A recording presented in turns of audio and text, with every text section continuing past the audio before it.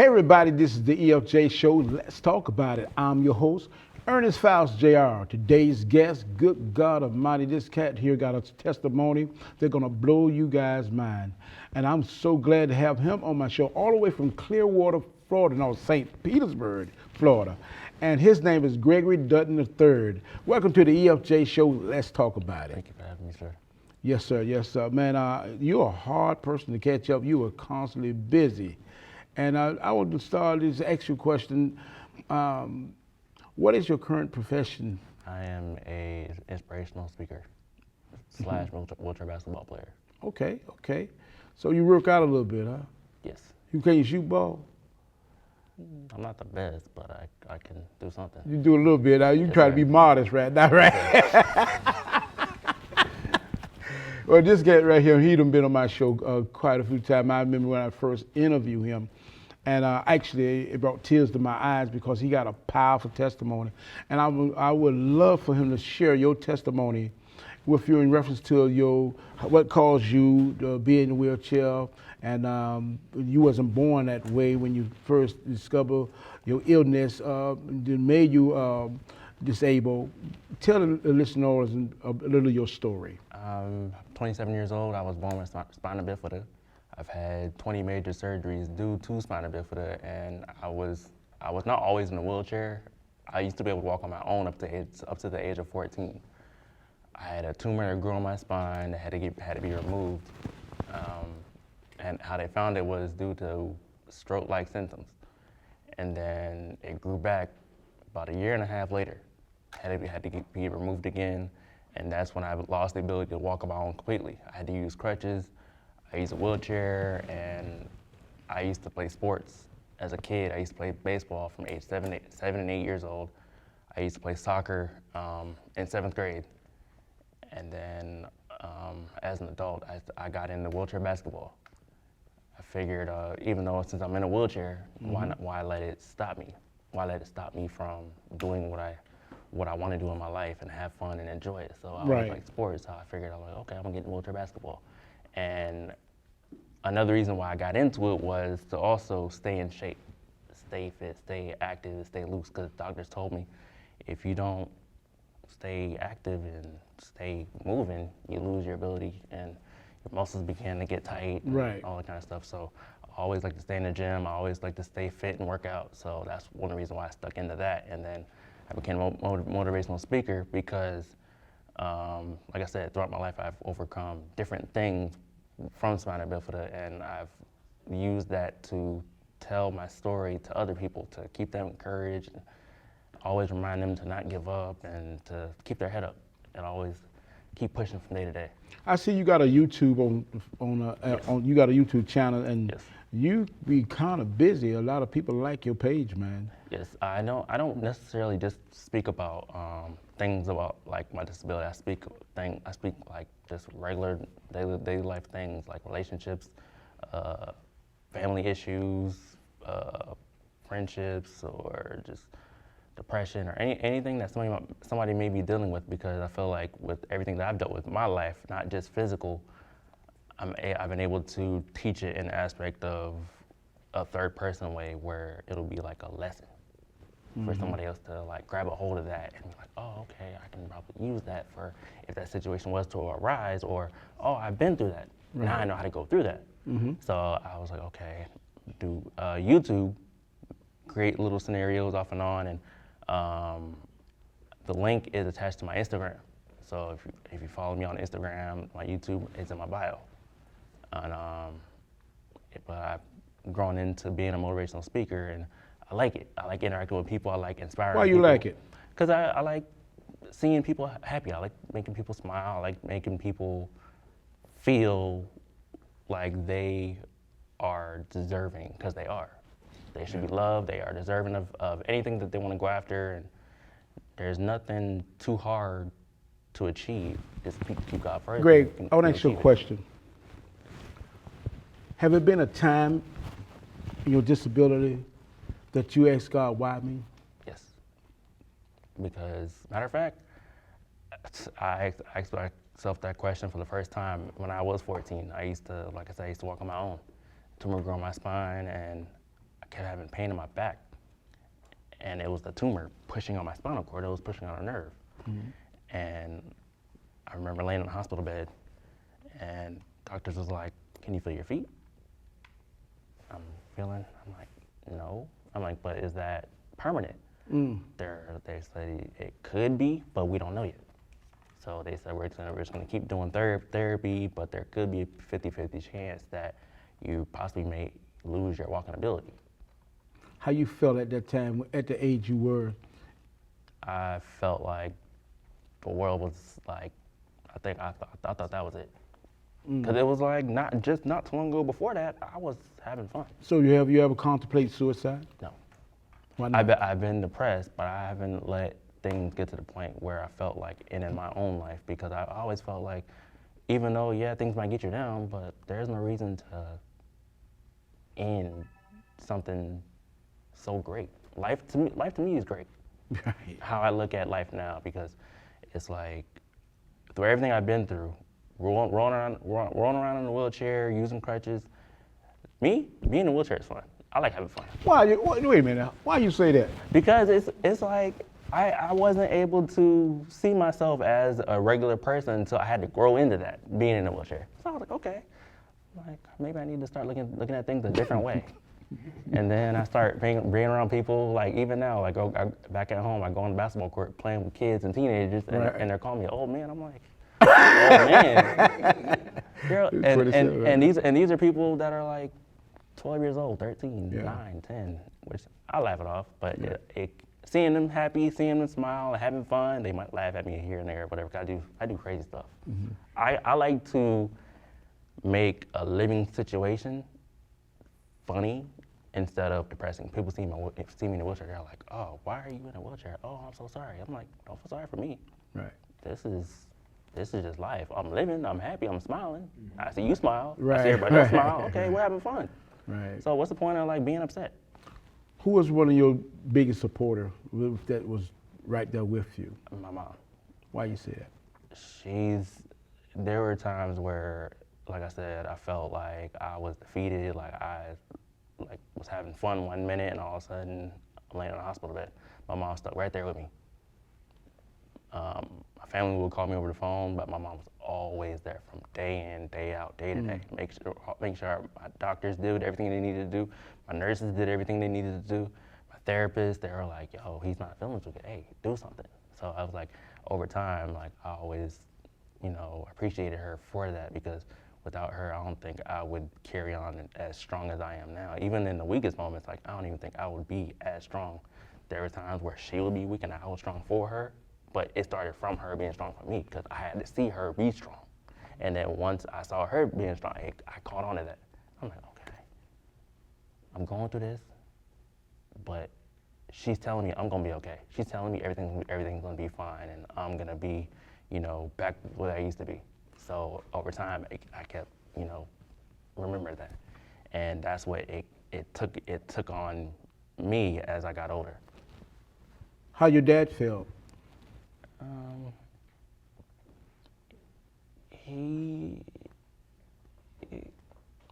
I don't really know, honestly. I mean, it hurt him to see me go through a lot of stuff, but I would say that my mom was always the one that was like right there.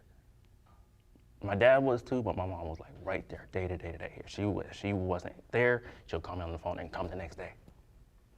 And so it was like, that's why I said I thank my mom for a lot of stuff.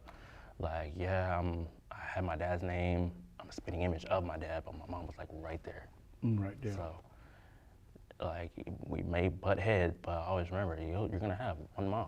One mom, that's You correct. might have a lot of father figures, you might have a lot of male figures, but you're gonna have just one mom. You're gonna have one person that birthed you. Right, So, right. like, yeah, we get on each other's nerves, but yeah, that's my mom. Well, that's beautiful. I can tell you something, Greg. You have a powerful testimony, man. I mean, you talk so. Wait, hold up.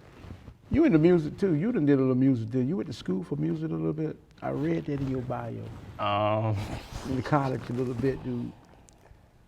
I went to school for music industry recording arts.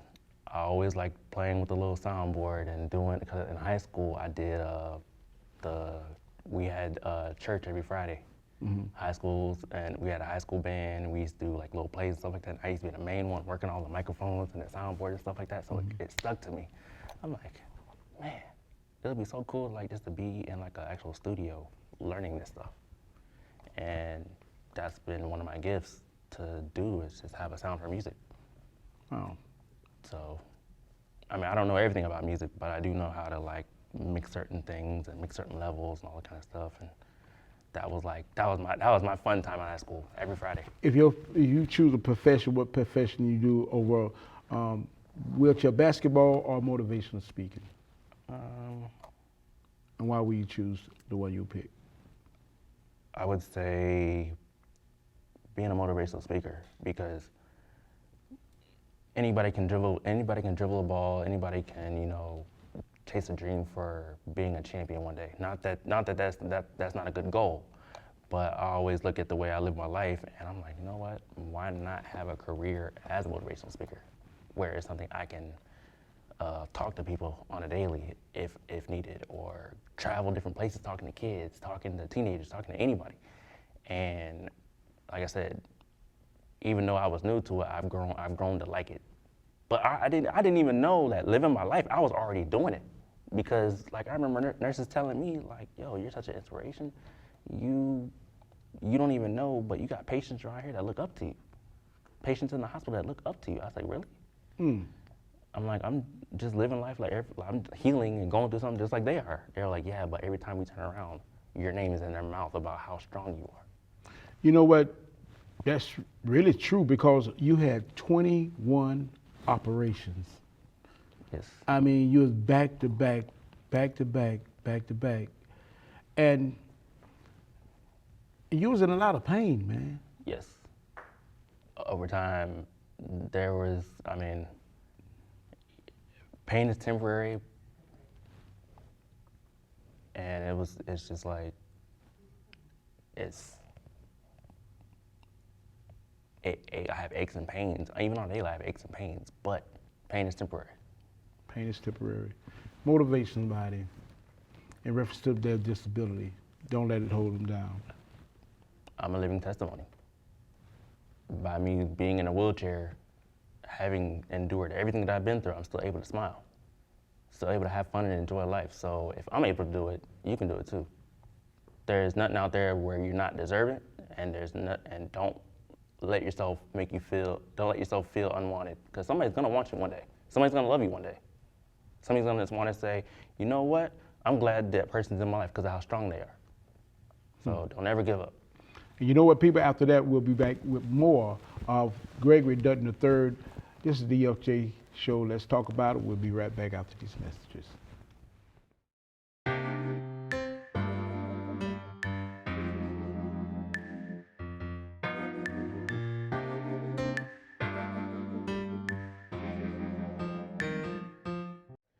All right, performing his next song, Irreplaceable, from South Columbia, South Carolina, this is Zach.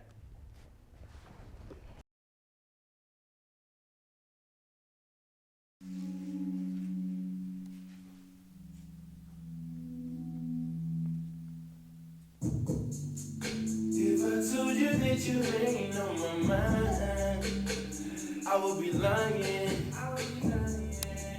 All them times I see you crying, it wasn't because of me. Baby, gotta let you know, I ain't even got an ego.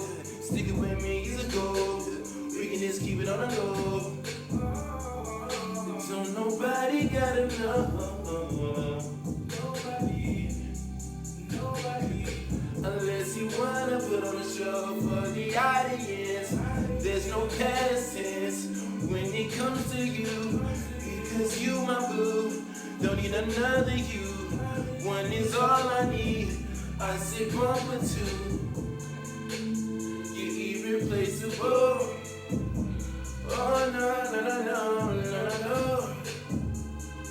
You're irreplaceable. Oh, oh, oh. Irreplaceable.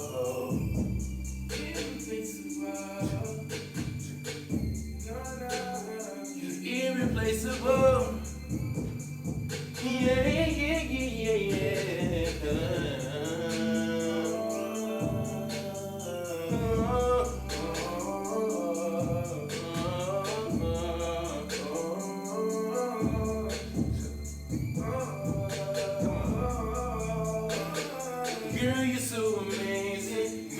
so amazing and it just drives me crazy. How I've been feeling lately.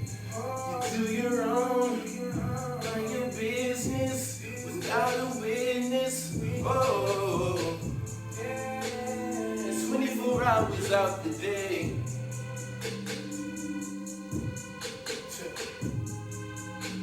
How much you really gotta say? Oh, yeah. You irreplaceable. Oh no no no. You irreplaceable. You yeah.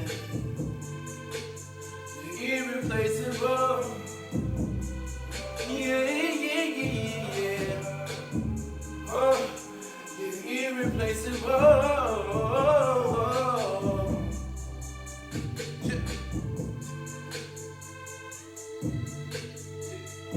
Oh, oh, yeah, yeah. Oh,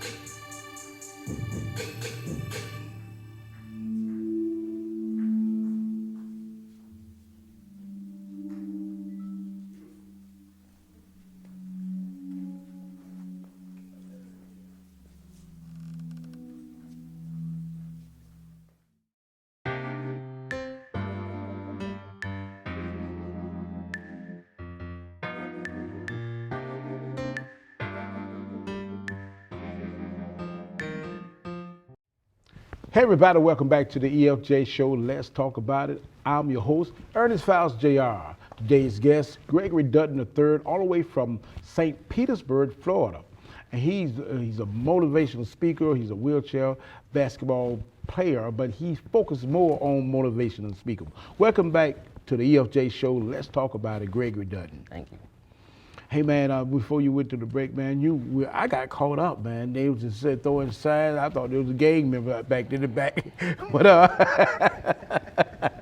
but I say, you know what, man, you are very inspirational, man, and you answered a question that is hard. A lot of guests I've had on the show, they like freeze up, but you in my face with the questions. Do you understand? And I respect that, and I thank you for that. Yes, sir. For the courage and the boldness that you have, Yes, sir. but yet still with a pleasant attitude, with respect for our sake. Yes, sir. Answer to give.